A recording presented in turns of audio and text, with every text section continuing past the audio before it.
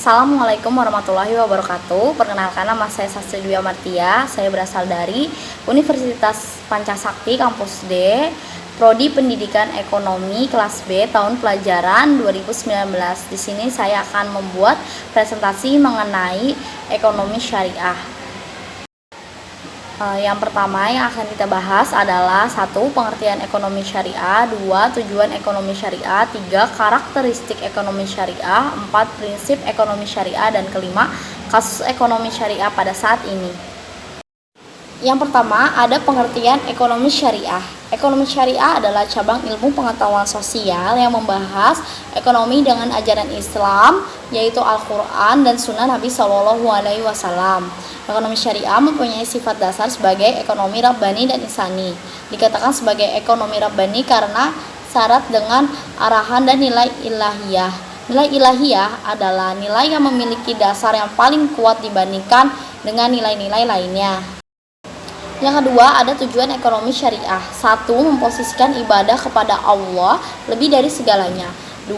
Menyeimbangkan kehidupan dunia dan akhirat. 3. Mendapatkan kesuksesan ekonomi sesuai dengan perintah Allah.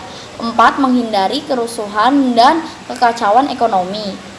Pelaksanaan tujuan ekonomi syariah secara umum adalah tercapainya kebahagiaan dan kesejahteraan bagi semua orang. Subbab ketiga, ada karakteristik ekonomi syariah. 1. Sebuah sistem yang bersifat universal.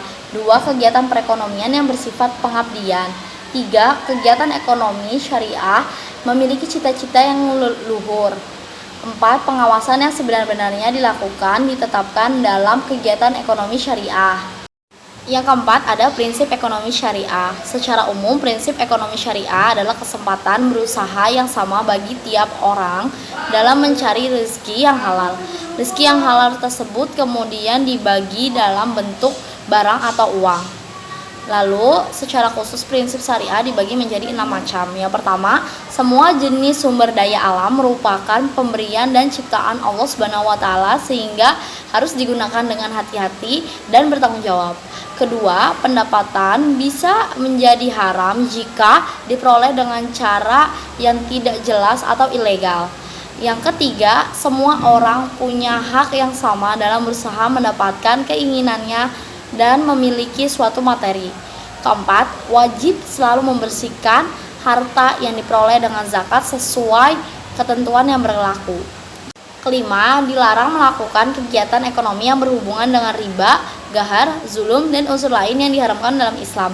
Yang terakhir, keenam, aktivitas muamalah dalam ekonomi syariah harus dilakukan tanpa paksaan. Lalu subbab terakhir adalah kasus ekonomi syariah saat ini. Pertanyaannya adalah sengketa ekonomi syariah menjadi kewenangan peradilan agama. Bolehkah peradilan agama mengadili perkara pihak non-muslim dan apa argumentasinya atau dasar hukumnya? Jawabannya adalah pasal ayat 1 Undang-Undang Nomor 7 Tahun 1989 tentang peradilan agama. Yang dimaksud dengan peradilan agama adalah bagi orang yang beragama Islam.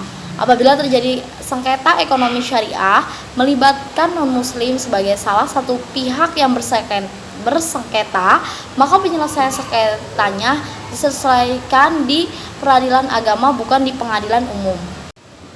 Demikianlah presentasi penjabaran terkait ekonomi syariah yang saya buat. Kurang lebihnya mohon maaf. Wassalamualaikum warahmatullahi wabarakatuh.